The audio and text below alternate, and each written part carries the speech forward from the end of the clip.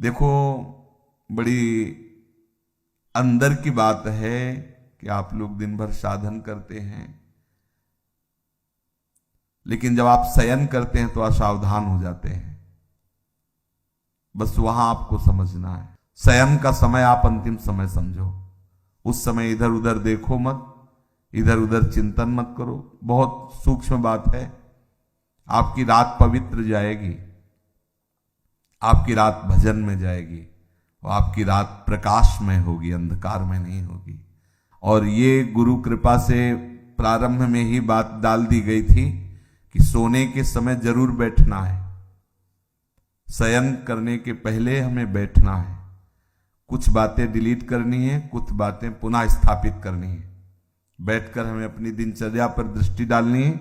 आज गलती क्या हुई, ये प्रारंभ में ही गुरुदेव भगवान संन्यास मार्ग में जिन्होंने हमें नैष्ठिक ब्रह्मचर्य का उपदेश किया था, उन्होंने ये बात डाल दी थी कि आपकी दिनचर्या कैसी हुई, आपको रोज जांचना है। उनमें से जो गलती हुई वो अपने दिमाग में बैठालना है। जो बातें आपके साधन के विरुद्ध है उनको नष्ट करना है। उनका नष्ट करना मतलब उनको स्वीकार ना करना होता है। जो गलती हुई आगे से ना हो, क्यों हुई ऐसा समझो, और ये सब करने के बाद एकदम शांत हो जाओ और भगवदाकार, जैसे कोई मरने पे नहीं होता, सारी वृत्तियां समेट लेता है और बस अब शयन हमारा ठीक होना चाहिए। अपने लोगों से कुछ गलतियां हो रही, देखो कोई भी सत्संग में बात होती है तो कहीं ना कहीं से तरंग आ रही है, वो हमें जरूरत है उस बात की, तो उसको संभालना चाहिए।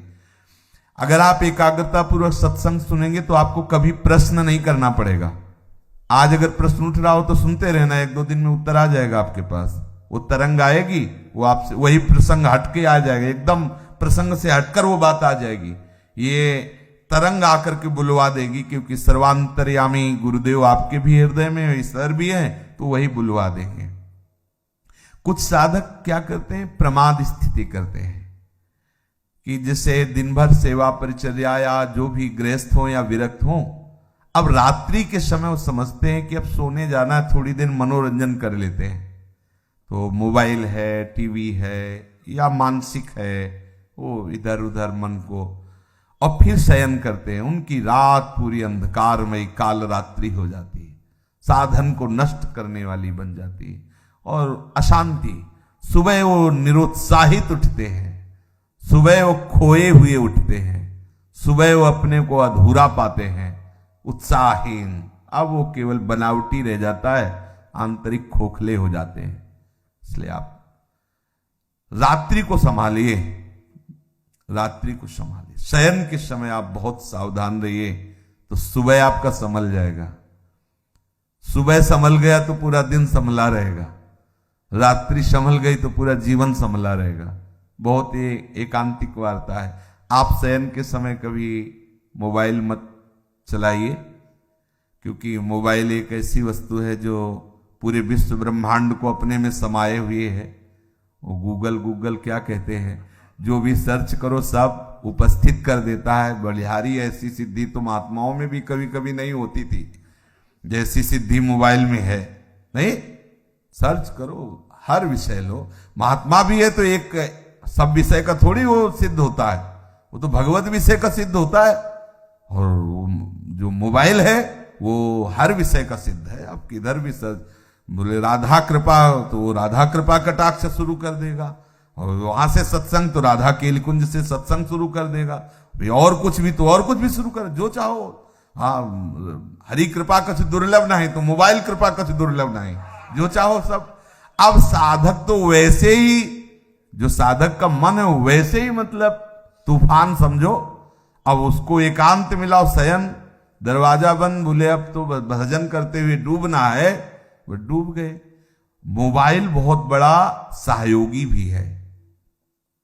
जैसे हम गुरुजनों के वचन उसमें रखे हुए हैं, सत्संग, तो आप अगर मान लो बहिर्मुख हो रहे हैं उस समय, अब कुछ सत्संग अपने रखे जाते हैं कि ये सत्संग हमारे लिए औषधि, जैसे खांसी की अलग दवा, बुखार की अलग दवा होती ना, ऐसे ही अपने लोगों को भी अपनी डायरी में, जैसे ना कि जब साधक को काम सताए तो कौन से सूत्र चाहिए, वो अपने तय कर लेते हैं कि ये बात इसको नष्ट करने। जब साधक को क्रोध सताए तो कौन कौन से सूत्र, जब हमारे अंदर ऐसी, तो वो चीजें एक अलग होती हैं। तो मोबाइल मानो एक नई डायरी, उसमें आप अपना चयन कर सकते हैं कि 4 सत्संग शरणागति के हैं, 4 सत्संग ये वैराग्य के हैं, 4 सत्संग ये अनुराग के हैं। जब हमारा मन जहां विचलित हुआ तो ये हम सुन सकते हैं।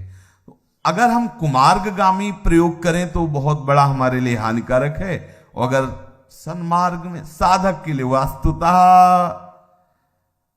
नहीं जरूरत है। अगर सही पूछो तो भगवत कृपा से नहीं जरूरत है। अब लौकिक ये सब व्यवहार की तो बात अलग ही है, वो क्या जरूरत नहीं है। वो गुरु कृपा से अभी तक प्रयोग में नहीं आया, अभी तक पास नहीं है। अभी लोग अपना रखते हैं तो ये लोगों के लिए ही रखते हैं, अपना करो, जो उनसे बात करो। अपने पास नाम रूपी मोबाइल है, उसको सर्च करो, जिसकी जानना चाहो जान सकते हो, जो जानना चाहो जान सकते हो। आप देखो ना, इसमें बहुत बड़ी सामर्थ्य है। जो अरे निकुंज का लाइव मोबाइल दिखा सकता है? नहीं दिखा सकता। सर्च करो इस समय राधा प्यारी कैसे मुस्कुरा रही, भला दिखा दे। राधा प्यारी कैसे, ये राधा नाम सर्च करो, आपको दिखा देगा। राधा राधा राधा राधा राधा डूबो। भाई ये शयन के समय कुछ साधक गड़बड़ी करते हैं, चाहे गृहस्थ हो चाहे विरक्त हो। आपके पास मोबाइल है, आपके कमरे में टीवी लगी हुई है, मान लो आप गृहस्थ हो, आप ऐसा सब, तो आप शयन को संभाल लीजिए। शयन में गंदी बात नहीं होनी चाहिए, गंदे दृश्य नहीं होने चाहिए। ये जो गृहस्थी में संतानोत्पत्ति की भी बात है, वो एक संयम से है, शास्त्र संयम से है। वो केवल भगवत आराधना मात्र है, अपनी वासनाओं की पूर्ति के लिए नहीं। वासनाओं की पूर्ति के लिए कहीं भी कोई बात नहीं शास्त्र आज्ञा करता, अपनी आराधना की पूर्ति के लिए है। ये भी एक आराधना है गृहस्थ धर्म में, वो अपने संतान उत्पत्ति करके पितृ आदि की तृप्ति के वो व्यवहार बकाया शुद्ध परमार्थ में भगवत चरणारविंद की आसक्ति प्रधान जीवन होना चाहिए, चाहे वो गृहस्थ हो चाहे विरक्त हो। तो हम खुद जानते हैं कि हमारा मन किधर जा रहा है और हमसे क्या करवा रहा है। ये प्रार्थना है सब साधकों से, विनम्र प्रार्थना है कि आप अगर एकांत में ऐसा कुछ दृश्य देखते हो, ऐसा कुछ करते हो, तो आप ना करें। ये नियम ले लीजिए कि मोबाइल जब शयन करने जा रहे हो तो उसके पहले ही उसका स्विच ऑफ कर दीजिए। ज्यादा बातचीत भी किसी से मत रखिए, जितनी आवश्यकता है। तो ये यंत्र है, बस 2 शब्दों का उत्तर हाँ ना या कोई बात है। कुछ लोग ऐसे होते हैं कि वो घंटों ऐसे ही लगाए रहते हैं। साधक कैसे बात करेगा इतनी देर, कैसे बात कर सकता है? उसका तो चिंतन छूटेगा। हाँ ना में उत्तर दे लो, चलो कोई अगर व्यवहार के लिए आपके पास यंत्र है। लेकिन किसी किसी को देखते थे चिपके ही रहते हैं इसमें मोबाइल में। हाँ और क्या ये है?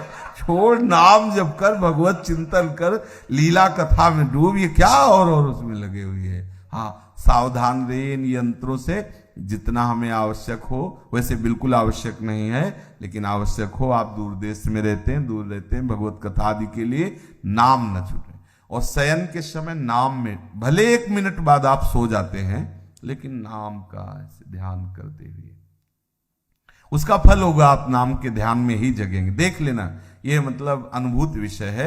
अगर नाम में आप डूबते हुए शयन कर रहे हैं तो आप जागेंगे नाम। और नाम में जो डूब कर शयन करता है वो लीला में जाता है, वो भी निद्रा में नहीं जाता।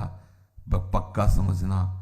कभी कभी ऐसा होता है कि भगवान जगना ना हो तो अच्छा है, ये आंखें ही ना खुले, जहां है वहीं लगे रहे तो बहुत अच्छा है। बड़े सुंदर सुंदर भगवान की कृपा का अनुभव होता है। शयन में भी जागृत स्वप्न सुसुप्ति स्फुरत में राधा पदाब्ज छटा, चूको मत, बहुत बढ़िया अवसर है। अगर आप इन बातों को ध्यान देकर सुनेंगे तो ये हृदय की बातें हम कहते हैं। मतलब देखो, एक होता है कि हम श्लोक बोले और इस श्लोक का अर्थ होता है भैया चले हमारा 2 घंटे का समय। हमारा केवल यही उद्देश्य है, आप सुलझ जाओ, हम आप सुलझ करके अपने प्रभु के मार्ग में सच्चाई से चलें, सच्चाई से प्रभु को पुकारें और ये जीवन लाडली लाल के चरणों में अर्पित हो जाए। इतने उद्देश्य। अपने लोग ना विद्वान है और ना अपनी कोई दिनचर्या में वो है कि भाई प्रवचन करना है। अपने हृदय की बातें आपस में कर लेते हैं और सुलझ जाते हैं और प्रिया प्रीतम तक चलते हैं। बस बात इतनी है, यहाँ की जो चर्चा है ना, बस वो इतनी है कि हम आपस में समझें कि हमारी गलतियां कहाँ हो रही, हमारे भजन में त्रुटि कहाँ हो रही, हमारा भजन का जो प्रभाव है वो हम पे लागू क्यों नहीं हो रहा है। हम सावधानी पूर्वक अगर चले तो बहुत जल्दी हम परमानंद में डूब जाएंगे। ये जहां जहां हमारा मन जा रहा है वह वहां से हटाना होगा, हमें प्रिया प्रीतम के नाम बल से प्रिया प्रीतम में लगाना होगा। और एक दिन ऐसा आएगा कि लग जाएगा, और जब लग जाएगा तो हटेगा नहीं। श्री राधा वल्लभ लाल।